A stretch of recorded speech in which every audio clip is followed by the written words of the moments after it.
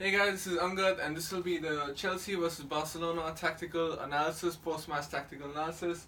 The game ended 1-1. A very tight game between the two teams. Nothing much in between them. Chelsea had better half chances than Barcelona. Willian had a great finish, and then they made a huge mistake in the defense, which I'll talk about. And they, ended up giving a goal away to Iniesta. Iniesta who made the assist to Messi. Was never gonna miss from there. One of the best players ever. You give him a chance like that, he's not gonna miss that. So this analysis will be focused on how Chelsea stopped the attack of Barcelona, because that's what they set out to do, and how Barcelona set up and how they've been setting up their sort of formation throughout the season. So the squad was Chelsea versus Barcelona. Chelsea went with a back three or a back five. Moses, Spilicueta, Christensen, Rudiger, Alonso, Conte, Fabregas, Hazard, William, Pedro. Barcelona went up with Ter Stegen, Alba, Piqué, Umtiti, Roberto, Busquets, Rakitic, Paulinho, Iniesta, Messi, and Suarez. The game ended 1-1. Alright, so Barcelona basically went with a 4-4-2. So this season they've been deploying a very British formation, I guess, in a 4-4-2 with two sitting midfielders in Rakitic and Busquets, two centre backs, and two full backs that have been very important to the gameplay this season. With two wingers in Paulinho and Iniesta, sort of very narrow wingers over here, and two up front with Messi and Suarez. So in the Barcelona's formation, you have Messi, who basically is allowed to roam anywhere, so he drops deep to pick up the ball, he moves forward, he essentially does whatever he wants, and Suarez moves across to the front line, occupying the centre backs of the opposition team. Iniesta and Paulinho usually play very narrow, allowing the full backs, let me draw that here, I believe that's very important, allowing the full backs to overlap. I think they have a ton of assists and goals. I think more than 5 goals and assists each, these two fullbacks each, so that's a lot. They're really contributing to the team. And you have the centre backs that push up high, so they have a very defensive high line. Barcelona, that's the sort of football they play, possession football. From the whole Dutch football, Cruyff football, though it's been a little bit more defensive this season, given that they're rigid 4-4-2. It's not that rigid, I say rigid, but it's also very compact in between the lines. One thing that I did notice was when Iniesta went out wide, so the whole team shifts out here, it kind of becomes like a diamond with Paulinho coming out here in front. With, let's say, Busquets like that, Iniesta like that, kind of becomes a diamond, but not really, still a 4-4-2. Paulinho coming into the space of a number 10 almost, and then you have the fullback pushing up front, and you have this fullback up front. So actually supporting Iniesta when required. So many times when Barcelona attack, they are around here, and the opposition team is here. So they produce a very high line, and almost about Rakitic also, who moves into this position. So they push up really high up the field. If you can look at 1, 2, 3, 4, 5, 6, around 7 people pushing down. Chelsea, for example, in this case, Pedro also is pretty deep. So let me just put that back to give it a little bit more perspective here, right? To go back to their formation, right? And what Chelsea did was essentially play very, very high up here. So what Chelsea did essentially was play very, very deep. They had a back five in defense to basically cover any threat in this area. Where did they go? Okay, right, this is Chelsea, right? So the red team is Chelsea, the green team is Barcelona, if you haven't figured that out yet. Right, so Chelsea played a very compact 5-2-2-1 in a way, so that they could counter from this area. They played a back five, very tight, very compact.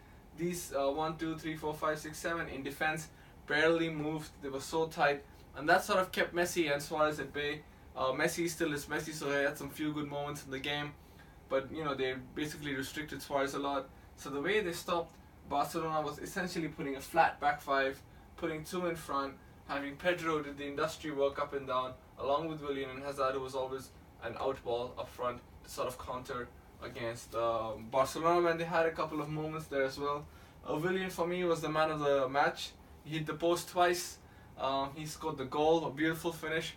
So what happened in the goal was I'm not gonna move the magnets because it takes too much time. It was a plain corner that sort of deflected out to Villian here, and he had Barcelona as a whole box here. So you had Barca in the D, and they sort of didn't push out quickly enough, which allowed Willian to take the shot and went in here for the goal.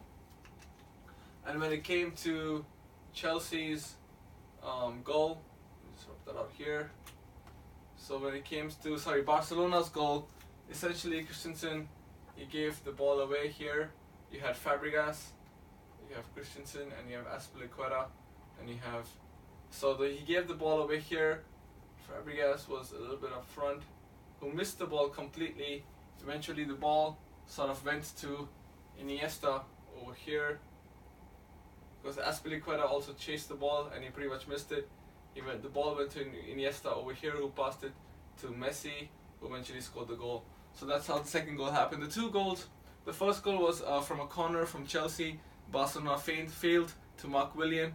They failed to push out quickly enough for the goal, and really it struck a beautiful goal. For the second goal, it was just a mistake from Christensen. He played a bad pass. It was a mistake from Fabregas, who let the ball run.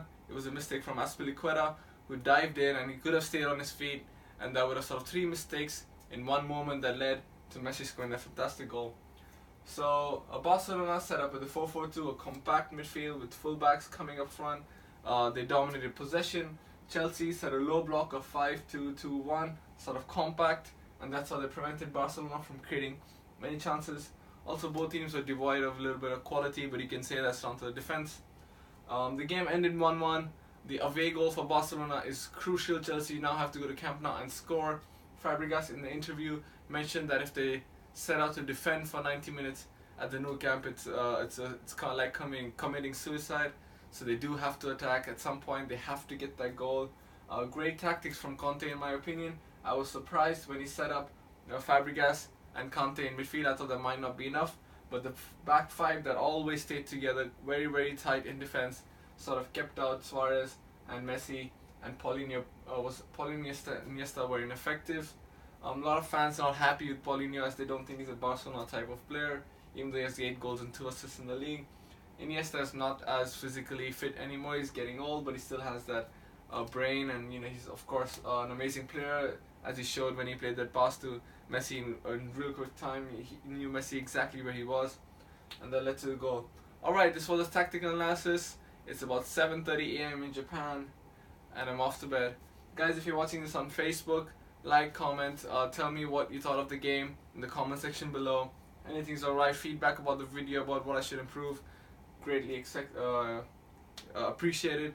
And also, if you're watching this on YouTube, then subscribe to stay in touch with all the videos.